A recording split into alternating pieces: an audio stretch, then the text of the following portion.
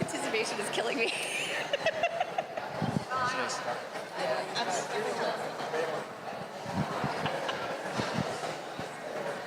Just a little bit, Kevin.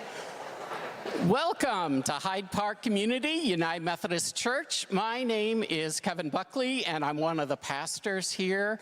We are so glad to have you here this evening. I know that we've got folks from all the churches in our Hyde Park Collective, and we're excited. And we hope that it's going to be a great evening. We're all looking forward to hearing what April has to say. Are you going to do restrooms? Should I do that? Oh, you can do that. Okay. Just in case you might need a restroom or something like that, or a drinking fountain, if you head out that door, down the hall and to your right, you'll see signs. All right, but anyway, welcome. So excited to have you here for this year's Colaw lecture. Thanks for coming. And now I'm going to turn it over to Sarah. Hi, thank you. All right, I am Sarah Pease. I'm the Director of Faith Formation here at Hyde Park Community UMC. We have a long name. So excited to welcome you, and you may have gotten a flyer, but we want to make sure the Hyde Park Church Collective is one of the best parts of my job. Friends of mine from Redeemer and Knox, we have gotten together to keep working on things. So the next thing is, please watch the American Revolutionary that's coming out. Ken Burns has been working on it for 10 years with some other folks here.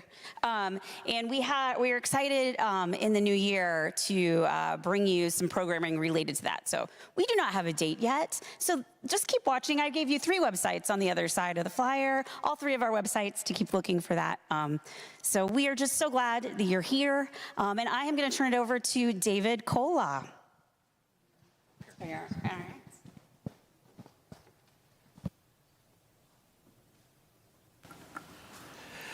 Good afternoon. I am David Colaw. I am the youngest child of Emerson and Jane Colaw. It is a great honor to be here with you and 2 of my sisters, Marcy and Debbie, to welcome April Ajoy, to share her story as part of the Colaw Lecture Series. This series can happen because of the Bishop Emerson Colaw Endowment Fund housed here at Hyde Park Community United Methodist Church. My father served as senior pastor here from 1961 to 1980. This fund has been generously supported by many, perhaps some of you, over the years. We want to extend a huge thank you to those of you who have donated to help make this event, as well as past and future possible events. If you would like to donate to the Colaw Lecture Series as we plan for the future, please speak with Sarah after April speaks. Sarah could also explain to you how to make suggestions to the Lecture Series Committee for future speakers. So, welcome. April Ajoy is the author of Star-Spangled Jesus, Leaving Christian Nationalism and Finding a True Faith. After she speaks with us, she will have time for questions. She will then be available in the Welcome Center, which is out this direction, with her book for purchase if you would like. She will also be happy to autograph that for you. In addition to being a speaker and an author, she is a content creator and a podcast host who uses humor to shine light on the harmful, toxic, and sometimes just weird traits of American evangelicalism. After growing up as an evangelist's kid, entrenched in Christian nationalism and working in conservative Christian media, she saw the harm caused firsthand. Still a Christian, she uses her platform to expose the dangers of Christian nationalism while promoting a more inclusive faith.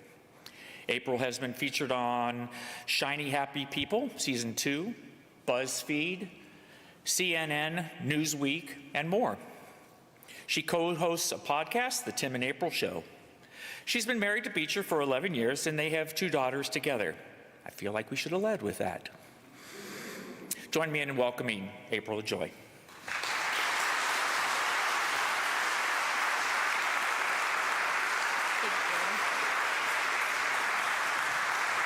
Hello. Is this on? Everyone hear me? Okay, I'm gonna turn this on. Woo, we have slides. Thank you so much for spending your Saturday with me. This is so fun. I'm honored to be part of the Colaw lecture series. And who is ready to talk about Christian nationalism? Woo, so fun. Out of curiosity, how many here, if someone asked you what is Christian nationalism, you feel like you could explain it? Anyone? Some of you? Okay, well, hopefully after this series, you could raise your hand for that question. So about me, you already gave the intro, so I feel like I don't need to repeat myself. But that's my family. Those are my two daughters. I have a 9-year-old and a 6-year-old. I feel like I need to lead with this because I get accused of being like an anti-family, radical anarchist, and we're really just kind of a normal-looking family. So anyway, but today we're talking about my book, and I'll be doing a more academic talk on Christian nationalism and sharing my story. But every week, as you mentioned, I co-host a podcast called The Tim and April Show, where we talk about current events and Christian nationalism and as it relates to the current Trump administration and what we're seeing in our government today. If you're interested, it's on YouTube and podcast. But how I first got started talking about Christian nationalism and getting this platform, exposing it, well, I used to be a Christian nationalist, but we'll get to that in a second. I am a content creator, so sometimes people might recognize me more with my wigs. I've played a youth pastor, Christian, mom, pastor's wife. I am still a Christian, for the record, but there are some weird things that happen in evangelicalism. I've experienced that firsthand, so if you want the more comedic, less serious angle, you can follow me on social media at April Ajoy. Okay, so what is Christian nationalism? I think one of the more difficult aspects of it is that there are different definitions depending on who you ask. There are people today that are openly Christian nationalists, and they would give you definitions that I don't think are really the correct definitions. A lot of people conflate patriotism with nationalism. They are different. But at a very basic level, Christian nationalism is the conflation of one's faith with a political ideology. Basically, only true Christians could vote for X. When I was raised, it was the Republican Party is the Christian party. Full stop, period. So that's just like a very basic, like individualistic definition of it that I've come up with from living it. On a larger level, it is the belief that America was founded as a Christian nation, that God supernaturally blessed America, and that Christians should do whatever it takes to take the country back for God so that He will continue to bless us. This belief works to implement policy and laws that support this worldview only. So nationalism isn't just elevating one set of beliefs, but it elevates it to the detriment of others. There is no room at the table for any other worldview or ideology. And we're seeing that happening in real time today with anti-LGBTQ laws. We have book bans, abortion. They're going after contraceptives and IVF.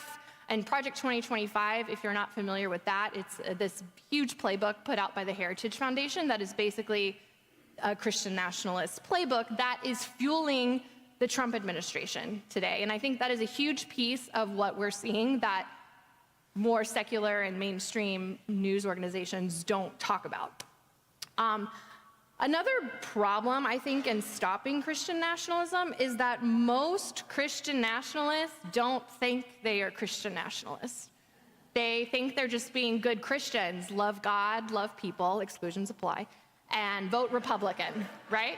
And that's where I would have fallen into that camp. I would have never told you I was a Christian nationalist. I thought I was just being a good Christian by supporting all the good Republican men that are running for office because they were God's chosen and they were righteousness and all of these things. So that could be a problem, like you can't, people think, they think they're being good Christians because it's reinforced week after week when they have a pastor that gets up from a pulpit in an evangelical church and says, here we're not going to tell you who to vote for, although some of them do, but we will tell you to vote for biblical values. Or here we stand up for a biblical worldview, which has turned into a dog whistle for Christian nationalism because it's a very narrow fundamentalist interpretation, and it's kind of a narcissistic view of global Christianity because currently there's over 45,000 current Christian denominations worldwide. But if you were to go to a white evangelical, more Christian nationalist church, they would make you would think they were the only ones. And that is by design. So, because we believed, I was taught that I was in a war every day between good and evil. And to show you an example of this is a graphic that was presented to Beecher and I when we went to the Ark Encounter. Have ever y'all been to Ken Ham's Ark Encounter? Not the most academic. But so when we were there, Ken Ham was giving a lecture. I don't know if he does it every day or if it was just while we were there, but he was giving a lecture that day. So we went, this was just last summer. Not this past summer, the summer before. So leading up to the election. And this was one of the graphics that he presented to us. And I feel like it really points out the worldview that so many Christian nationalists have because it's black and white. Good versus evil. You either are on God's side or you're on man's side. So, and you can see how, and you know, they have God's word, right? Christian worldview, one race, sanctity of life, and Christian marriage. And then on man's side, which is also the satanic side, you have the secular worldview, racism, abortion, and gay marriage. I'm not even gonna get into the anti-racism thing that this is pulling from, but it's a very black and white, dogmatic way of viewing the world. When someone is either on your side, and if they are not on your side, then they are of Satan. So, now that you have a basic understanding, I'm gonna tell you about my time when I was a Christian nationalist, and there's a lot more detail of this in my book, but I'm gonna give you the highlights. I was a PK, I was raised a pastor's kid. By the time I was 18, I had been to over 30 countries. My dad would preach, then me, my mom, my two brothers, we would sing before he would preach. It was like a whole family affair. And so, but our goal was to spread the gospel. And by that, we wanted to save souls. Like we called it witnessing. So you can see me there. That was me when I was 7, holding up that little Follow Jesus sign. That was at a Jesus march outside of a high school. I think it was in Connecticut. And then underneath that is me at Fox News, because I really wanted to be on Fox News, because it was basically a Christian channel. So I got my master's in journalism from Regent University, which is Pat Robertson's university. Then I later became a TV producer for CBN and the 700 Club Interactive. I was working at CBN during the 2016 primary when Trump first was coming on the scene. That was a treat. And then I've also been a worship leader for over a decade. And I just like to kind of give you some of my past receipts because I often get accused of lying, of ever being conservative, which we'll get to that in a second. But I want to tell you a little bit about what I was taught. And it's a little insidious because, and I say insidious, I don't think most of the people that were in my life and the people that still perpetuate a lot of this stuff today are doing so for bad reasons. Like they think they're doing the right thing. They think they're teaching their kids what's right because it's what they were taught. But it's all encompassing in this system. You have your Sunday school teachers, you have your pastors. I was homeschooled, so it's in your homeschool curriculum. It's in your Christian school, it's in your Christian media, it's on Christian radio, it's on Fox News. It's kind of this insular, you have no reason to question these things because it's just there. But there's no like one book, right? That's like, here's all the things that we're teaching you differently. You just kind of take it, especially when you're raised in it. So, whitewashed history. I don't have time to go into the things I was taught about history that were wrong, but basically, white Christians were always good. We never did anything wrong. God supernaturally blessed America through all of our wars. And, I was basically taught, like Civil War, for example, I was taught it was good white Christians that were the abolitionists that abolished slavery. And the people that used the Bible to justify owning people, they weren't true Christians. So there's like always a way to distance yourself from things that make Christianity or white Christianity look bad.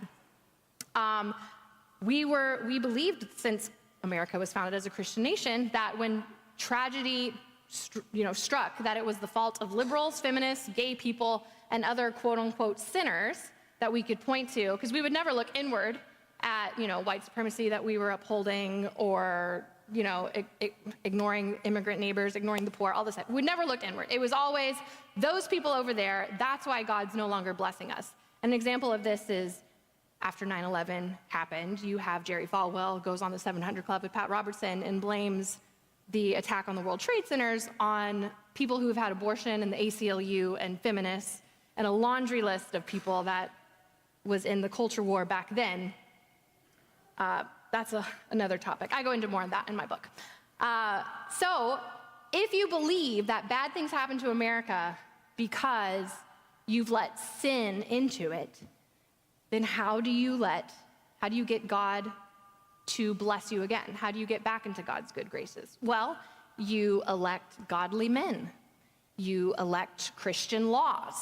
And I say Christian because to them they would call it Christian, but again, it's this narrow, fundamentalist view of the Bible, because there are multiple interpretations for a lot of things that they would use, but it's their idea of it.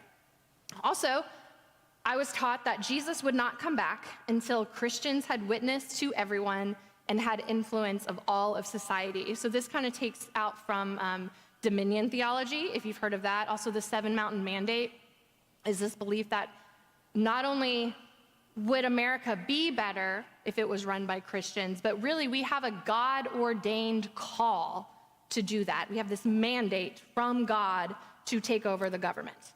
But beyond that, it was also my job to save souls. It was every Christian's job to save souls. My dad was an evangelist, and I remember being very young and was taught that if I met someone that was not a Christian and I did not tell them about Jesus, if they were to die without ever hearing about Jesus, that their blood would be on my hands.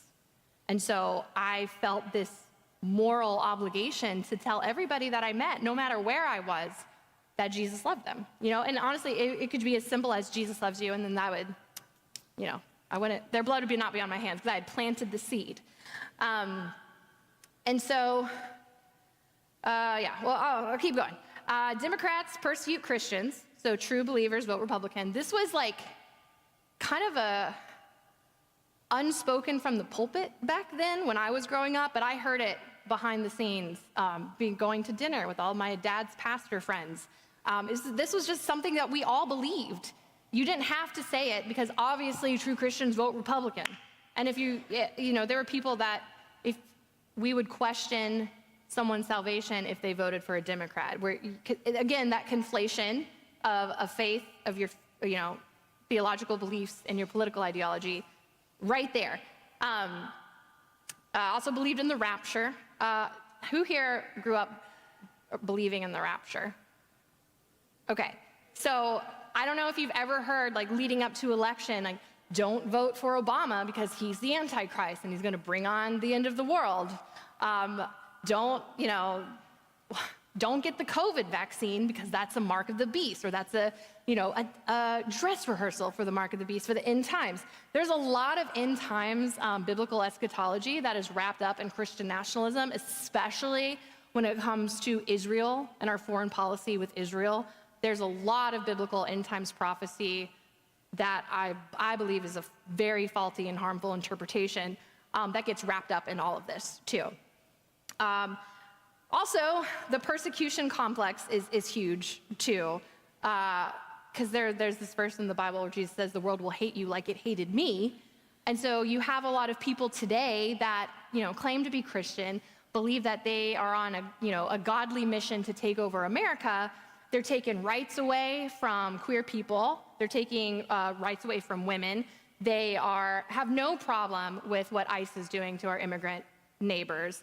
But if they get called out for not being loving, I'm just standing up for my faith. You're now attacking me for my faith. That is part of this playbook. So you can never hold them accountable, because if they're being hated, it's not because they're harming people or supporting policies that harm people. It's because, oh no, I was just standing up for what I believe in. This next one is a big one, because I don't think this one really qualifies anymore. But I was taught that character mattered in a president, that we needed, we needed moral Christian men. I was a child when Bill Clinton, that whole scandal happened. And this was especially drilled in me then. It was like, Republicans are good, godly men, Christians, because we want to impeach Bill Clinton, because if he would lie to his wife, how much worse would he do to the American people? Character matters. And that stayed in my brain. I think a lot of them forgot that part, though, because suddenly Trump comes along and, oh, well, we're just voting for a president, not a pastor. Okay, anyway, we can get there later. Okay, so here's a few more of my receipts, because again, I often get accused, because I talk about this publicly a lot, and probably my main pushback that I get from people who are probably Christian nationalists, but they don't think they are, say, oh, you were never a conservative. I'll even get called I was never a Christian, even though I've deconstructed a lot of my beliefs, but I am still a Christian, still love Jesus. I've never not once claimed to not be Christian, but I get this a lot. So let me just show you my receipts, and you can decide if I truly believed it, or if I was just playing this long con game thinking that one day in 20 years I'm gonna write a book and be able to talk about it. When I was in high school, I made a MySpace group called I'm a Christian, therefore I'm a Republican. I know. I campaigned for different GOP candidates to make America Christian. I made my own pro-Mitt Romney video back in 2012 because I watched this movie by Dinesh D'Souza called Obama 2016, and I was convinced that socialism was coming to America. So we literally drove to DC and made this whole campaign video. It was me, one of my another white girl friends, and then we had one of our friends who's from South Korea. So we titled this YouTube video, Women, Students, and Minorities for Romney, which sounded better. Really, it was just one minority, but women, students, and a minority for Romney didn't have the same ring to it. I know, it's very, very cringe, but we were terrified of an Obama second term. When I was 19, Star Spangled Jesus is not my first book. I wrote a book when I was 19 called A Dying Breed, and in it I included brilliant gems like, I have a passion for my generation to be freed of this liberal brainwash. And then I included chapters that railed against the gay agenda, the ACLU, and Christians who are too nice, which we're kind of seeing that happening again today with, I don't know if y'all have seen this demonizing of empathy. Empathy is a sin, empathy is toxic. I did it before they did, so. And then America Say Jesus bus tour. So that bus you see up there was my family's bus. My dad wrote a book called America Say Jesus, and on it, on the front cover, he had a prophetic warning on it that said, unless America defines her God, which is Jesus Christ, that God would lift the veil of protection that is on our country, and America would experience bloodshed like never before. So my dad feels like he has this prophetic warning, puts it on a book. We then go on this America Say Jesus bus tour to try to get America to say Jesus. We're like, well, maybe bad things will stop happening to us if people just start saying Jesus. Problem solved. I was such a believer. Like my dad and I were very, very close. I believed everything that he stood for. So I also wrote a song called America Say Jesus to go along with this, and I sang it on the Jim Bakker show. Yes, that Jim Bakker. And this was after he got out of prison. I feel like that makes it worse, but yeah. So we were aware. I mean, I was loosely aware. I was 18, and I write about this in my book, but I feel like it's a different experience to see this. So I have a video clip of me singing my very Christian nationalist song on the Jim Bakker show. I'm just gonna play it for you just so, I don't know, just so you know that I'm not lying.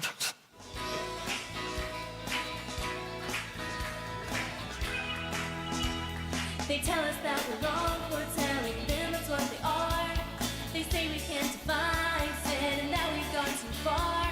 We can worship as we please and choose how we believe, as long as we don't say the name of Jesus publicly.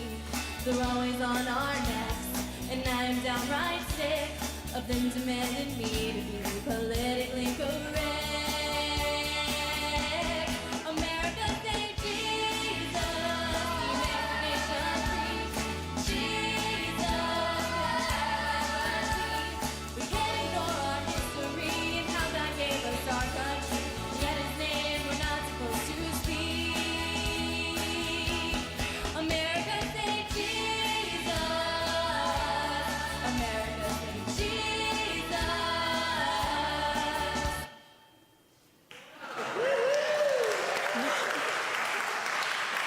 I know, that's my kryptonite. I pull it up every once in a while and you were never Christian nationalist. I'm like, Exhibit A. Now maybe I was just faking it. I'm just kidding. I was not, but you know. Okay, so how I changed, this is probably what I get asked the most because I think it's such a polarizing time to be alive right now, and I know there are a lot of people that have family members and loved ones that have got swept up in this Christian nationalism, this MAGA movement. So I think, there's a lot of people that want to know what happened, how did I change so they can help their loved ones change. And obviously everybody is different, but I do have a lot of hope that people can change. So I'll just tell you how it happened for me. And there was a lot of things. It was not just one thing. So, hold on, it's really small on my screen, I can't read it. So, as I mentioned earlier, at a very basic level, Christian nationalism is a conflation of politics and your faith. So mine were so intertwined that if I questioned one, the other was vulnerable because they were so connected. So there were several small things, and this is by no means everything. The aftermath of the Sandy Hook shooting, that was the first time that I felt maybe some gun reform makes sense. Maybe we shouldn't have these mass killing machines just readily available to whoever wants to buy it. And I didn't see any empathy from my fellow Republicans at the time. And it was just I wouldn't even crack because I was still on the Republican side for the most part, but it was just a tiny little chip in the armor, right? That kind of made me start questioning things. The theology around abortion, obviously I was very anti-abortion, was very pro-life. My first introduction to abortion was in a hell house. That was very traumatizing. So I was convinced when you see a 15-year-old girl screaming in pain and a demon being like, "Hey, that's what she gets for getting an abortion," and then dragging her to hell, it's like, okay, very bad. I was 12 when I experienced that. But the theology around it, I remember asking my dad, because we believed in the age of accountability, which is not in the Bible, but it's basically this belief that children up to a certain age, no matter if they die, they go to heaven automatically because, they haven't been able to fully understand the salvation message.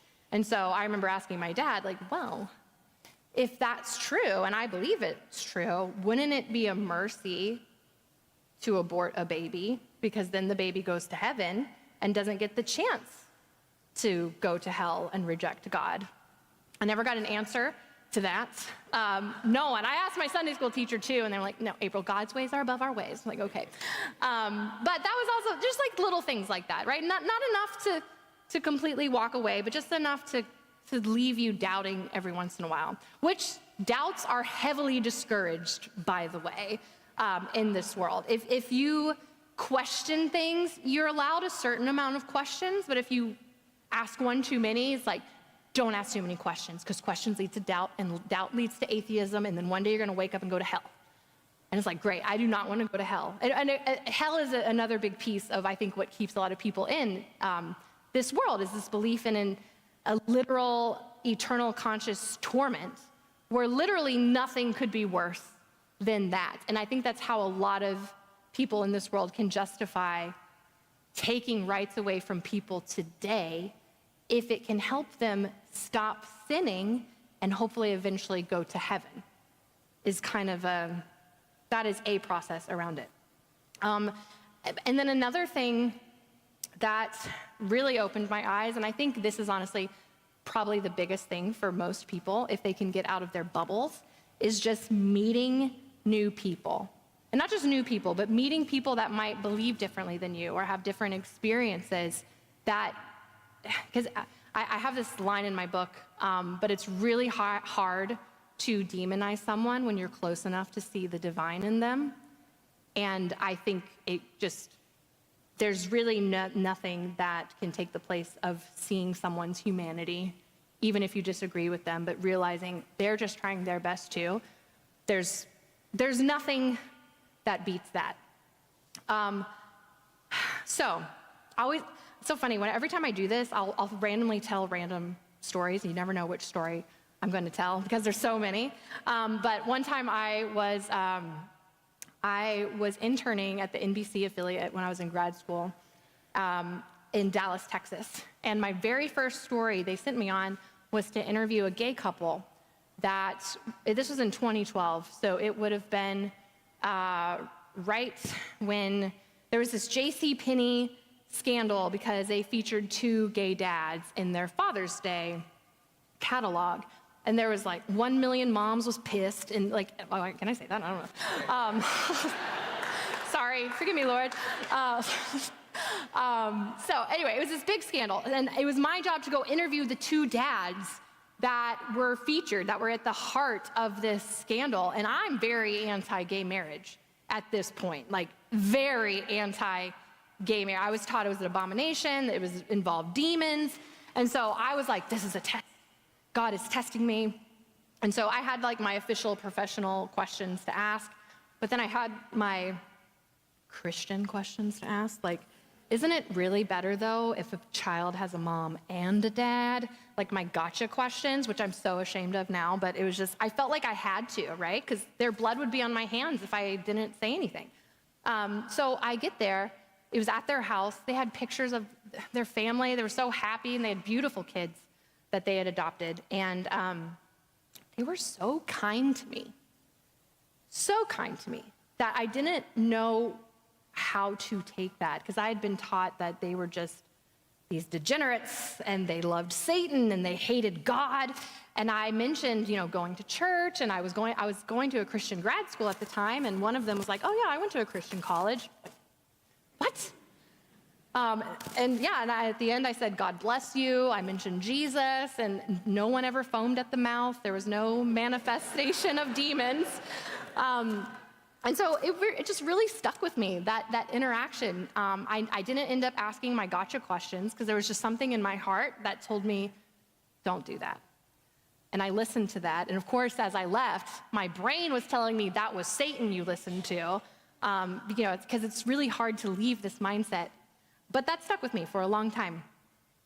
So now we'll get to the big things. I really think probably the first thing that really set me down this path of questioning, even though I wouldn't have known it at the time, was my dad in 2011 was diagnosed with stage 4 non-smoker's lung cancer. And then he died 4 months later. So it was very quick. We were also Pentecostal, so we believed in faith healing. We believed that as long as you had enough faith that God would give you what you asked for, And I knew I could not have had more faith for God to heal my dad, and he didn't.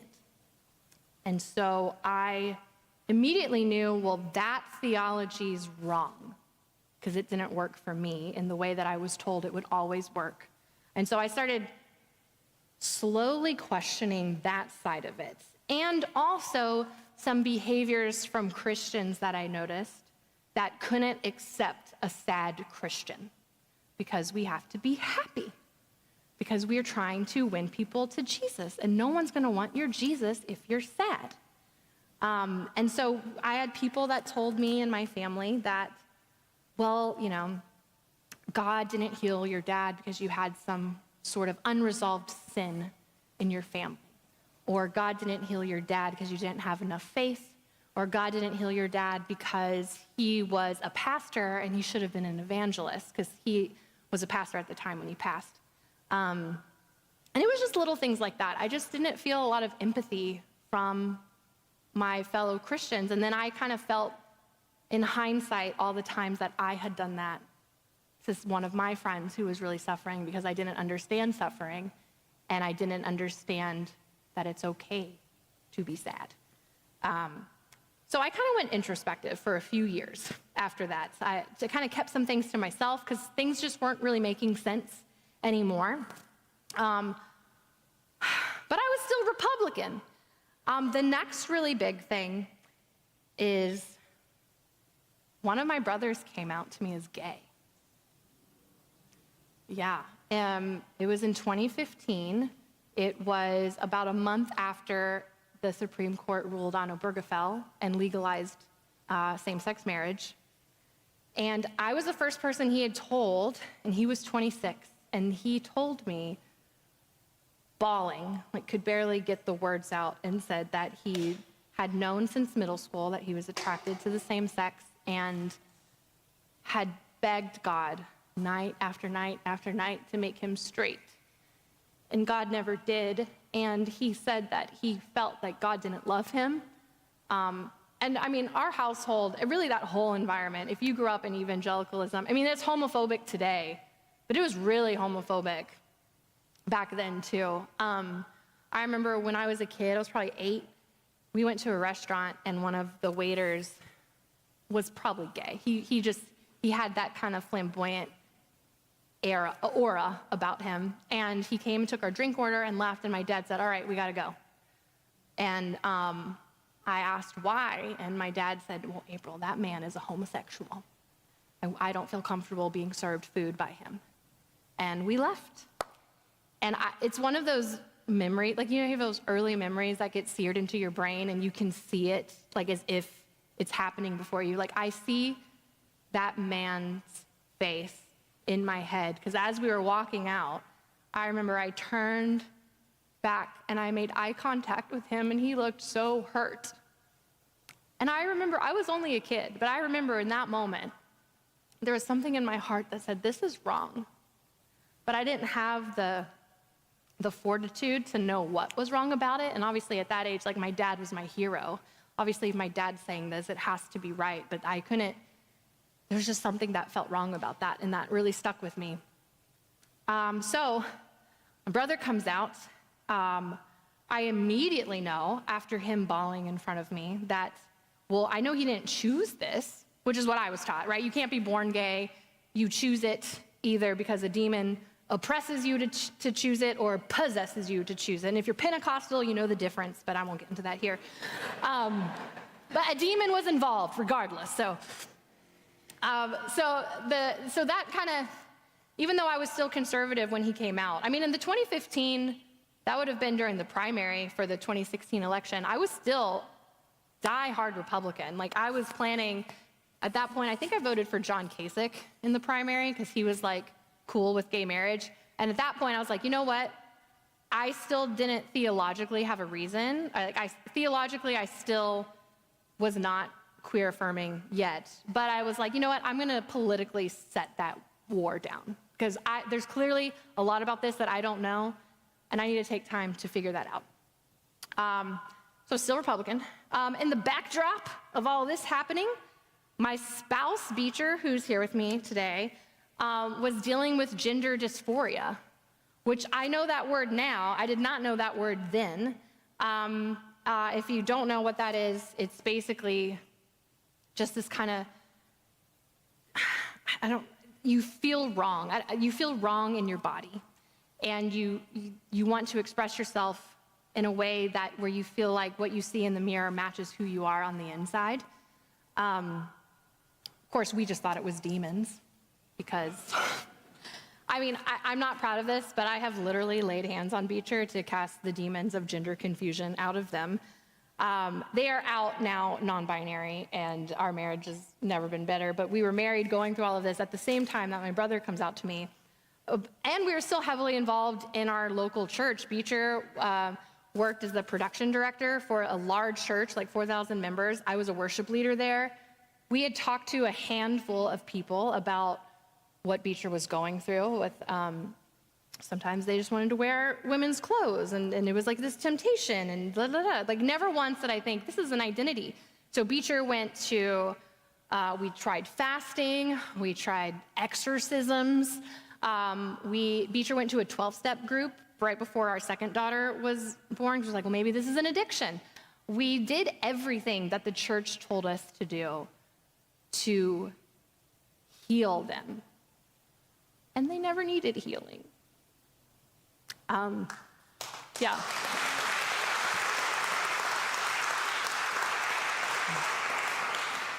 Really what we needed was to be healed of the dogma that we had been taught.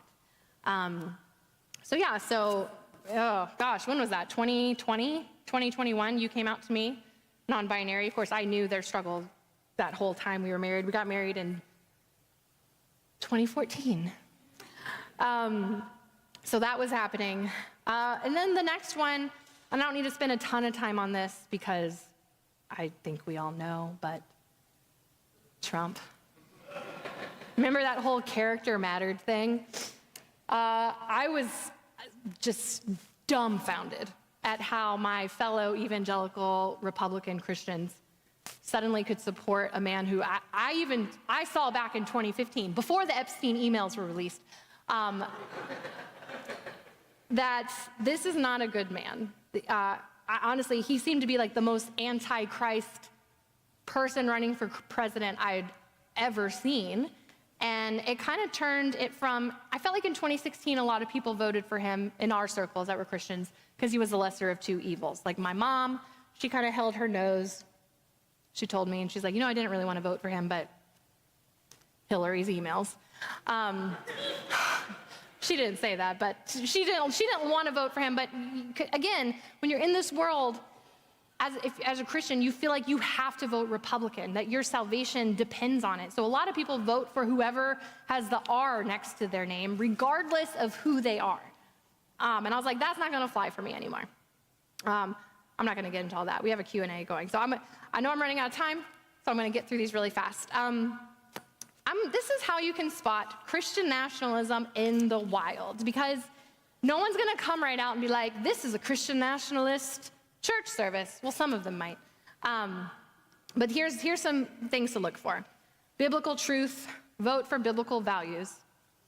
That's usually a dog whistle because there's no one biblical worldview. There's a lot of different worldviews in the text.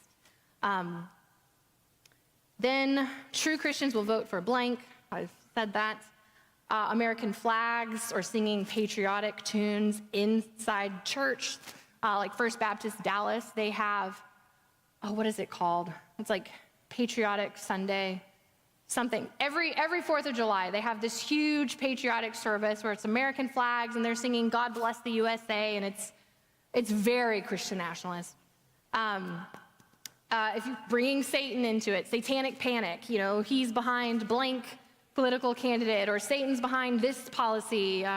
There's a lot of people will mention that abortion specifically is a sacrificing to the demon Moloch. Yeah, fun. If you bring the Antichrist into it, I mentioned that earlier, Joe Biden's the Antichrist. I don't know if y'all know this.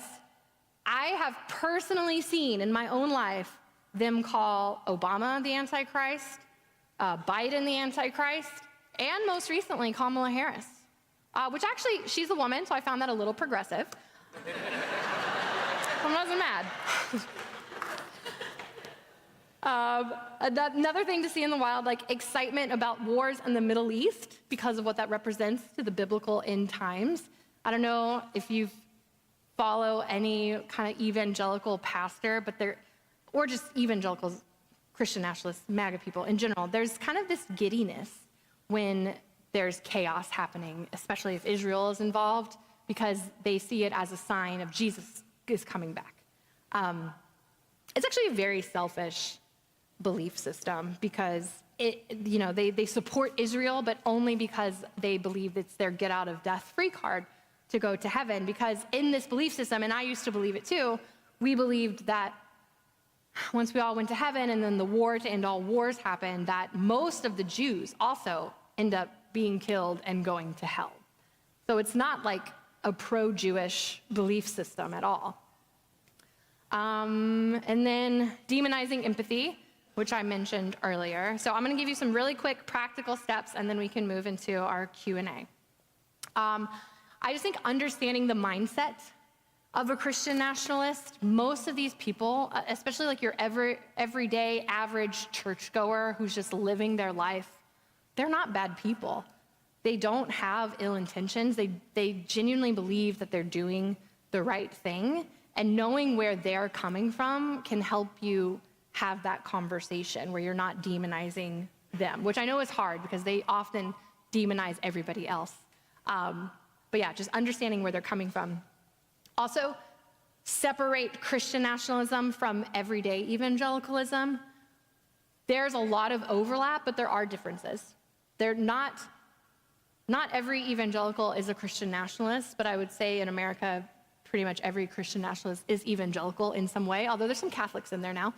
And I make it a big difference of this, right? It's one thing to have beliefs, to hold beliefs. There's nothing wrong with holding beliefs. Like even if you believe homosexuality is an abomination, you are allowed to have that belief. When it teeters into nationalism is when you feel like you have to force that belief on someone else, right? The difference of, I believe this, so I will not do that because it goes against my beliefs, versus you cannot do this because it goes against my beliefs. That's a pretty good distinction between the two. And then asking them questions. Get them to explain their positions of why they're, how can you support these really intense ICE raids and, going to schools, going into churches, ripping families apart when Jesus said, I was a stranger and you did not welcome me, and what you do to the least of these you do to me. Like, how do you reconcile that as a Christian? And just hear what they have to say. Usually they will use talking points and they will double down in the moment, but as someone who's been asked those questions, it does plant a seed. Because it takes time. Most people are not gonna go to bed, super MAGA Christian nationalist, and then wake up and be like, I think I'm wrong about everything. It takes time. It's chipping away, and that can be really frustrating, but it can happen. And then finally, I would just say speak up if you see it in the wild. I know Thanksgiving is coming up. There are kind ways to say, I hear what you're saying. I'm not sure that's true. Like, have you looked at this news source about that? I think, finding ways, especially people who are Christian, finding ways to remind Christian nationalists that a lot of these beliefs and policies that they support contradict the teachings of Jesus. I do really believe that the red letters are a kryptonite to the red hats. Just quote Jesus at them, because it's really hard for them to be like, you're not a Christian, when you're literally just reading the teachings of Jesus. That's my practical steps. Do we want to do a Q&A? Okay. Yeah.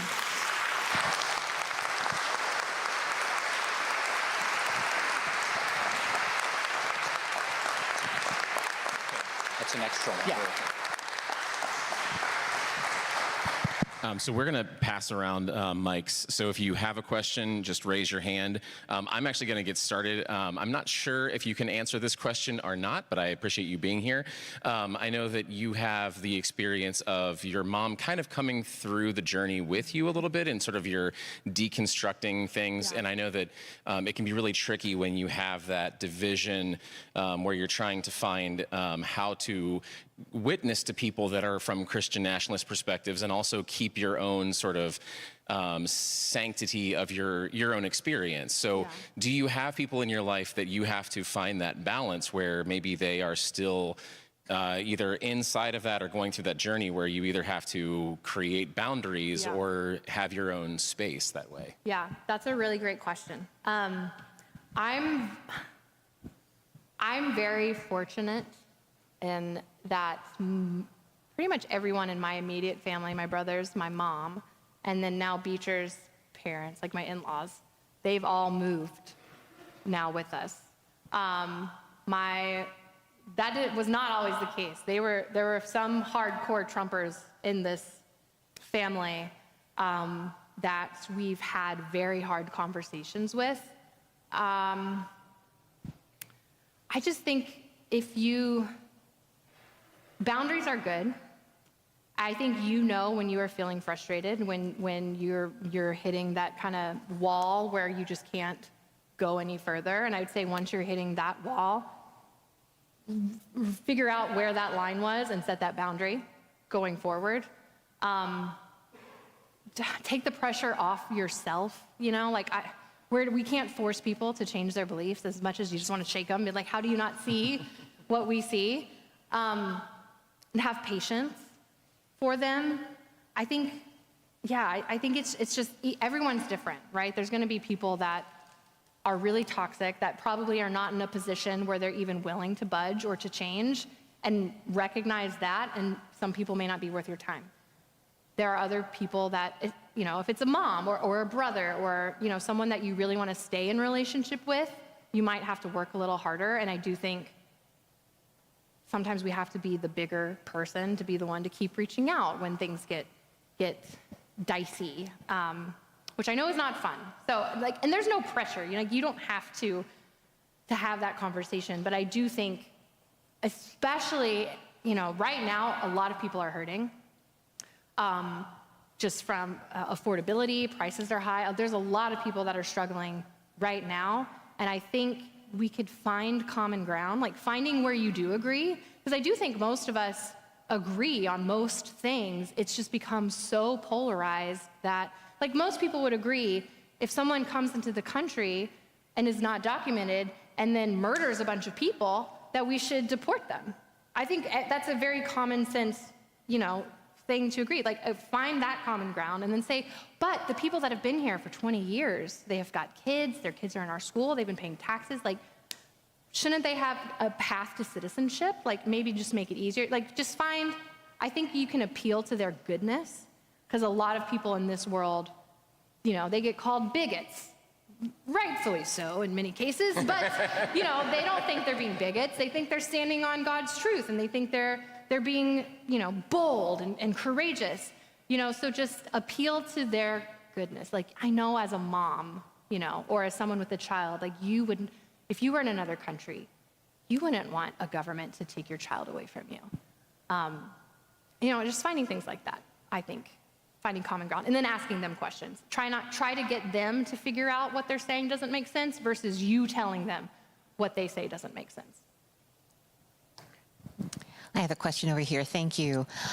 You mentioned this, but could you speak more to it? I can't reconcile it's being called white Christian nationalism when there's nothing really Christian in following Christ's teachings. But do the white Christian nationalists truly believe they're following Christ's teachings? Okay, so can you, it's a hard... I'm sorry. So there we go. Really Thank you. Yeah. Okay. So the white Christian nationalist title, I have a hard time reconciling with the fact that I don't see those beliefs being Christian or following Christ's teachings. Yeah. And you mentioned that just at the end, but do those who hold those beliefs truly feel that they're following Christ's teachings? Right. I think For many, yes, and for some others, no. I think you have a lot of cultural Christians that are in this movement that are not the most biblically knowledgeable. Like, they have a very surface level understanding of the scripture, so they feel like they go to church every week, they hear a sermon, there's enough scripture in there that they feel like they have an understanding of the Bible based on what their pastor tells them. I would say those people probably do think that they are actually following the teachings of Jesus because that's what their pastor's doing. And if their pastor's doing it, you don't have to think too hard about it. And now, if you're talking about higher up people, I do think this one's tough for me because on one hand, I understand the indoctrination because I once went through that. But now that I'm so far removed, it's really hard for me to understand how someone like Allie Beth Stuckey, if you're familiar with her, for example, she wrote the book called Toxic Empathy. How someone like her who, claims to, follow Jesus and wants all these Christian women to, love their families and do all these good things and be good, godly Christian women, but then she's so hateful for immigrants and so hateful to queer people and so just kind of like a bully for Jesus in a way. Yeah, and I have a hard time reconciling that, but I do think when you're in this world, there's such an echo chamber that you have to be pretty intentional to hear another opinion. And so if you're listening, like I mentioned, like Christian radio, Christian TV, Christian schooling, your church, your Bible study, you can live where you don't ever have to interact really with anyone outside of your belief system. So I just think it's a very shallow version of Christianity, where if you press them though, it can unravel pretty quickly because of how tightly knit it is, if that makes sense. It's a good question. Honestly, I ask myself that question probably daily because it's very confusing. Hi. So I lost my dad prior to COVID. I'm sorry. And it honestly, in some ways it was good, but then it still sucks. Mm-hmm. And I struggle with how he and I would interact, so I didn't know if you had any helpful, like,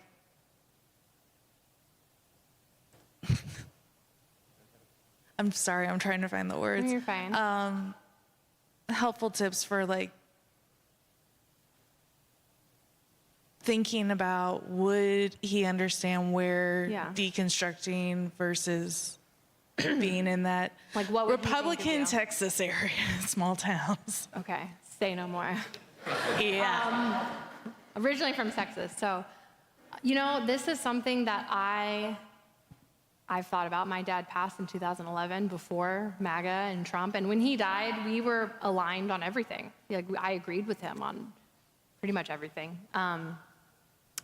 I don't know that I have any sure thing. I don't know what my dad would have done. I like to think that he would have seen through the Trump grift like I did. And I would have liked to think that when my brother came out, he would have come out to my dad too, and my dad would have changed like we would. I don't know. I don't know. So I just try to take comfort in knowing that what my dad taught me was to always stand up for what I believe is right. And maybe we think differently on what right is now, but I'm still doing what he taught me to do. And I am proud of me. And I feel like, you can just know that you're doing what you believe is right. And if he loves you, which I'm sure he does, that he's proud of you.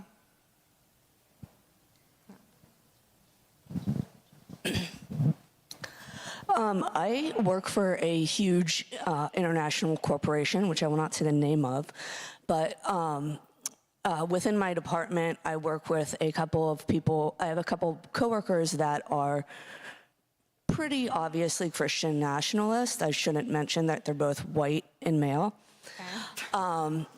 And I am a female, and I'm also gay, and I'm open about it in an obviously professional manner in the workplace. And we have a couple, we call them leaders or department leaders within our department. They're all women. So how do you deal with a lot of like the microaggressions in a professional workplace that like they'll be disrespectful to the female leads because they'll say stuff like, oh, well, she just makes me do all this work because she doesn't want to do it. Yeah. You know, just kind of really little microaggressions. And, you know, I've received a passport to Jesus and an email about, you know, getting my prophecy read, all sorts of stuff. And it's been a big deal with HR. And they've been like kind of tiptoeing about it because it's real easy for them to say, well, that's my religion or those are my politics.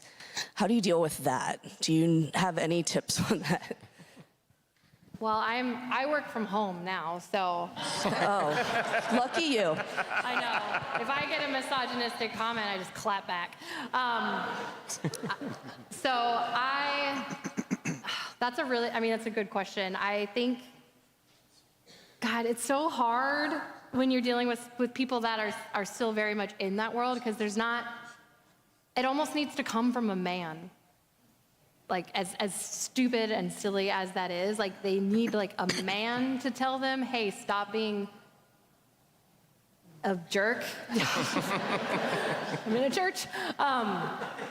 So, I don't know. I mean, I think if you feel like they do something that crosses, like, a personal, which I'm sure it's a lot, but, like, if there's something that's really offensive that you feel like I can't let that slide, like, this is not okay, you can say something, but I don't, it's a professional workplace, it's your job.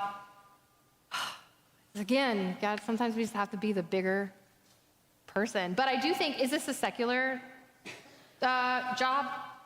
Yeah. Okay. Okay. Well, then they shouldn't be trying to proselytize. Yeah. Right? Yeah.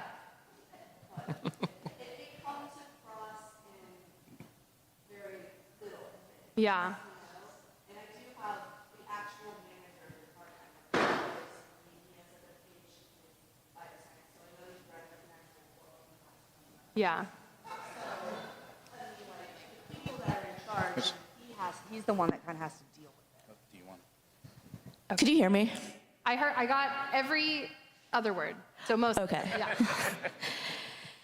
The head manager of the department I work for directly has a PhD in science. There's science in the name of the company. And so I know that he has, read a book in the past 25 years.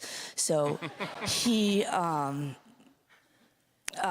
he deals with it in like a good way, but it's like he can't be around like all the time. You know what I mean? So. I know. I'm sorry. I don't really know if I have any good advice. Maybe pick your battles. Cool.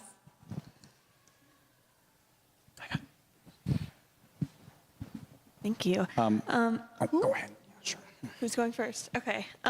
Do you have any advice for navigating your mental health while going through the deconstruction process?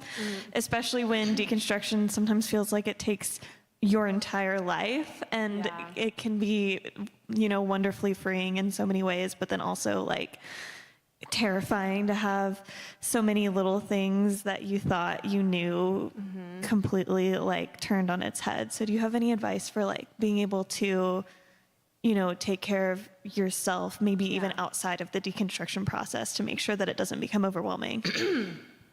Yeah. I think deconstruction is like an existential crisis in many ways, questioning everything you ever believed. The best advice that I give for people that are currently deconstructing or starting to deconstruct is you don't have to have an answer for everything. Like, you can take it slow, and it's okay to not know. Because I think when I first started, it was like a sprint to just like, oh, well, I don't believe this anymore. I got to fill it with something else. And once I took that pressure off, the feeling the need to know, because I do think the need to know in and of itself is something that needs to be deconstructed, because that is a huge piece of evangelicalism. You know, like, you got to know that you know that you know that you know beyond a shadow of a doubt, like no doubts at all.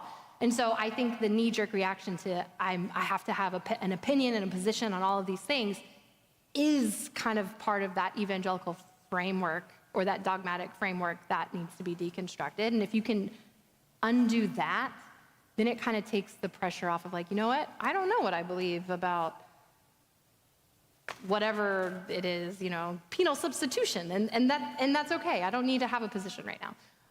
And as far as just mental health, I'm not great at this, but like just getting away from my phone and going out into nature and just being like, oh, me and a tree, we're just chilling. And this tree is on this earth with me, and I just feel really small, and it's okay. And, I don't know, that there's something about what I used to do when I lived in Tennessee. We had a big wood deck that Beecher and their dad built. And all these little wood bees would fly, and I would just go out there and I would sit for like an hour and watch the little carpenter bees. And they're really curious about humans, so they would just kind of buzz around, and I would just look at them. And I don't know, there's something about just me and this little bee coexisting and being curious about each other that really centered me in the very chaotic world. But just find ways where you can find joy in the chaos. Hi. It feels like Christian nationalism has just exploded over the last 15 years or so. How do you see it going forward? Do you think it's going to continue to grow, or do you see some momentum shifting broadly? Yeah. Yes. I do think it's going to grow, and I think it's going to get worse before it gets better. But I think a lot of people are waking up. We now have language for what's happening. Christian nationalism, that wasn't a phrase I knew when I was in it, when you had like the moral majority and Jerry Falwell. Like, this is something that's been in the works. I think the modern version of Christian nationalism really started in the 50s with Billy Graham and Dwight Eisenhower in the fight of the Cold War.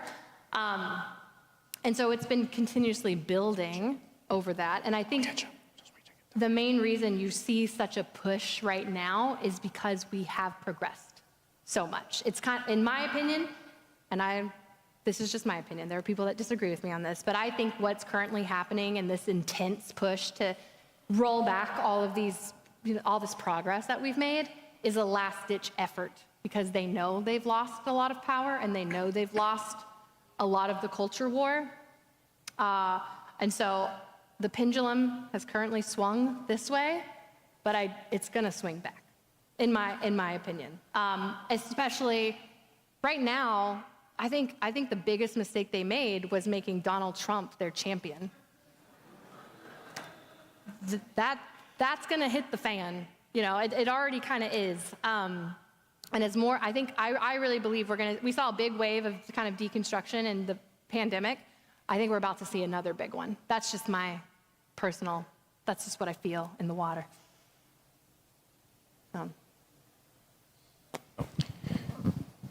Yeah, just a quick question. Is there a difference, or what is the difference between white Christian nationalists versus just Christian nationalists?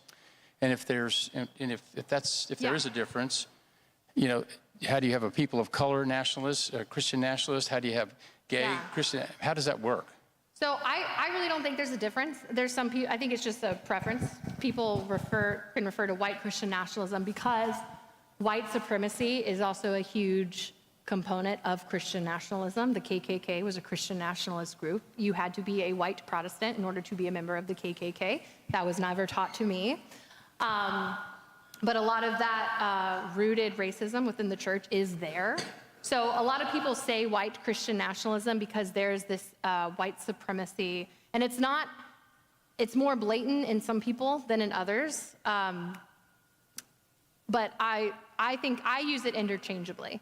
There are people of color that can be Christian nationalists, just like were people of color that voted for Donald Trump. You can be part of that system, and you don't have to be white to uphold whiteness. So I kind of use it interchangeably. I know there's a lot of people that only like to say white Christian nationalism. I like to use Christian nationalism more than not, because a lot of times if I'm trying to talk to people in that world, they'd be like, why do you have to bring race into it? And then I have to overcome that hurdle, you know? But to me, they're the same thing. I was wondering about the role of community in all of this, because when you leave your church, when you deconstruct, you lose your community. Yeah. So would you talk about how that was for you, and how, say, mainline churches can possibly help people in that process? Yeah. Great question. I do think that's one of the benefits of being in that world, is the built-in community, although it does come with a cost. And we learned that the hard way. As soon as you deviate from that belief system, you realize, oh, this was actually about conformity, not true community. We lost a lot of community when Beecher came out, and when I started going to Black Lives Matter protests in 2020. That was big drama in our family. We lost our church community that we were going to prior to the pandemic when Beecher came out. Beecher lost their job too. We were working at a Christian, conservative Christian school. I think you have to be more intentional once you leave that world, and it is really scary. And I think that's one reason why they intentionally try to demonize everything outside of that world to keep you in it for as long as possible. And it's easy to believe them, because you've insulated yourself into this world where a lot of times too, like I've heard from pastors who have started to question things, but as soon as they go public with that, they lose their jobs and their livelihoods. So it comes at a cost. So like finding progressive churches that are welcoming is one way, but I know a lot of people, once they deconstruct, they leave the faith entirely. Maybe for forever, maybe just for a while. So there's a lot of people that have kind of an aversion to church, because when you've been burnt, it's easy to paint with a broad brush, right? And they're like, oh, all churches suck. But I think, I made a lot of community by going to protests, like-minded protests, going to library book clubs, you just have to be more intentional about it. But I will say, even though it was really scary, and there was a couple years there where it's very lonely and very isolating when you feel like you're the only one. But we're definitely not the only ones. There's so many people, and it can be hard to find those people. But the community that we have found has been worth it, those couple years of loneliness, because I feel like we can actually be genuine. And you can actually say, I'm actually really scared about this. And I don't have to put on the Christian, the Christian face when you go into church and you pretend like everything's great. And you didn't just scream at your kids in the car to try to get them to hurry up. Or you can just be real, like, oh my gosh, my child's crazy right now. So yeah, everyone's different, and it can be really hard. I mean, Beecher and I, we moved to Lexington a couple years ago. We're still trying to find that community, but we did recently start going to another Methodist church in Lexington. I know, yay. It's so funny. I literally told Beecher the other day, because I grew up Pentecostal, being taught that Methodists were bad. And I was like, wait, are we Methodists? And Beecher's like, yeah, I think we are. I'm like, 18-year-old me would just die. But yeah, so I don't know if that answered your question, but I think you just have to be more intentional, because you don't have that built-in community. But it's worth it. Oh, April, my name is Scott, and I just want to tell you and Beecher that I really appreciate the thing that stands out with all your TikToks is that you have kept your sense of humor through it all. Because I feel like there's a lot of people trying to do what you're doing, but they speak out of kind of looking down, or maybe out of anger. And I just love your humor. I love the humor that you guys use. We've talked about the hat that you use for your one video, and we've communicated on TikTok a couple times, but I'm in a weird situation, because your story is very similar to my story growing up. Now I'm in a situation where I've got 4 grown kids, and one has been married into a family that is total Christian nationalists. My younger son is gay.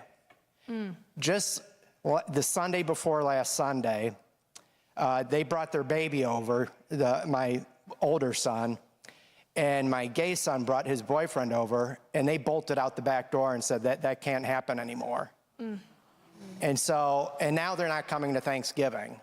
And I'm just like, what, they got gay cooties? I go, no, I just can't let my daughter think that this is normal. I said, she's a baby. She's a baby. She's not gonna get any sense of anything until she's 16 probably. Yeah. So now I've got a son that I feel like might start becoming estranged to our family. I'm hoping he comes around, but I'm doing everything possible I can to protect my gay son and love him. And I feel like God has directed me into the Methodist Church. This is one of the primary reasons. Because any other church I would have worked at in the evangelical world that I grew up in, he would have been suicidal. There's no doubt about it. But he's thrived in this church. So I don't know if you have any advice for that, or I just wanted to be able to talk with you and let you know that we've got a similar background and a similar path and journey through evangelicalism and all that crazy stuff. Well, I'm sorry. That is unfortunate. You are by no means the only person that is going through something very similar. We've had family members when Beecher came out that said something similar, that, we would prefer if, they not come around because we need to protect our grandchildren, and the grandchildren were like 2. And that, which is very hurtful, and very ignorant. And so we've had some family that when Beecher came out, we still don't have contact with, not because we've cut contact, but just because they have.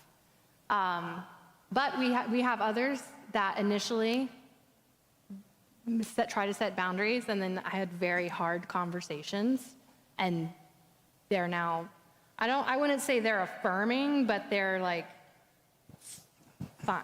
Like they're supportive and they love us. They're not gonna cheer us on if Beecher comes in with a dress, but they're not gonna be like that, So I think that's really tough. But I just wanted to encourage you that you standing up for your gay son is very admirable, because there are a lot of Christian families that would have chosen your other son. So. Can you expound just a little bit on God and guns? Because how long do you have? We know how many times Jesus told us we should all have our, AR-15. Where does that come from, and how is that justified? Yeah. Great question. This was one of the questions that I had to explain. Someone asked me when I was very Republican, and as I was explaining it in my own head, I was like, wait a minute. So they use that verse. The one that is used often is where Jesus says, go and sell whatever and buy yourself a sword. Like everyone should buy a sword. So they use that to offset when Jesus said to lay down your weapons as proof, like, well, Jesus wants you to be armed. And it is taught in a very Christian persecution way. The reason why Christians need to bear arms is because one day there's going to be this anti-Christian government that literally, when Joe Biden won in 2020, I saw a post from someone I know that said within 6 months, Joe Biden was gonna outlaw Christian worship. Like, there are people that genuinely believe that all Democrats are out to take your guns with the intention of taking away your right to worship. So the Christian gun love fest is rooted, I think, in just they really just think people are out to get them. And it's almost like a self-fulfilling prophecy, right? Like they do all of these things, they are awful to so many people, and then they get pushed back, and then to them it's like, oh, proof I'm doing the right thing. It's Christian persecution, just like Jesus said, which then it further proves that, oh, now we need guns, because see how much I'm being attacked online, and we need these guns because they're going to come for all of Christianity. Especially I think in the wake of Charlie Kirk's murder, you're seeing a big push on the whole Christian martyr talk again. So that's where I think it's rooted in, because you really can't use Jesus to justify owning a bunch of guns. It's just not there. So they put it into more the end times, like Revelation, the persecution of the church is their justification for it. I think we have time for one more question, but Ms. Ajoy will be outside signing books if you'd like to go ahead and meet her personally. So. Hello. Okay, so as a person who grew up very evangelical in Tennessee and kind of on a deconstruction, reconstruction journey right now, what are some resources that you have just to help that journey along? Great question. I think if it depends on what you're wanting to, if it's like topical, like what you want to deconstruct, The Bible for Normal People is a really great podcast that talks about, I don't know if anyone listens to them, they go through biblical passages from a different interpretation a lot of times, and they get into like, this is what the Greek meant or the Hebrew meant, and so they're great if you want like a more like academic light version for deconstructing. Gosh, I mean, there's so many great. I have a podcast. You can get my book. I'm just kidding. Trying to think what helped me. There were 3 main books that helped me, and granted, this would have been like 5 years ago when I was like hardcore deconstructing. Love Wins by Rob Bell. That was like contraband when it first came out. I finally like bought it, and I remember my mom came in and she was like worried about my salvation because I had that book. But that's really good for like deconstructing hell and just like understanding different interpretations of hell and those words in the Bible. Pure by Linda K. Klein. It's about purity culture.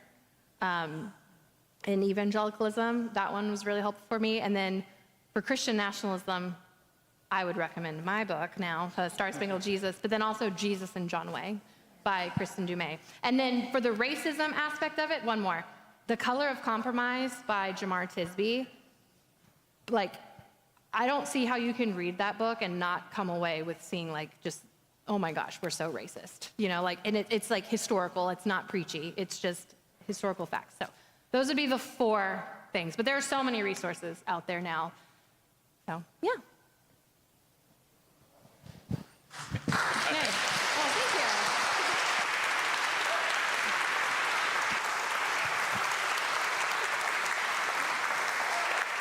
You can go on. Oh, thank you. They're not going to stop. They're just going to keep going. April will be signing books, and we'll accept Venmo and cash if you need a copy of Star Spangled Jesus. But she'll be out in the Welcome Center. And thank you all so much for coming. Have a lovely evening.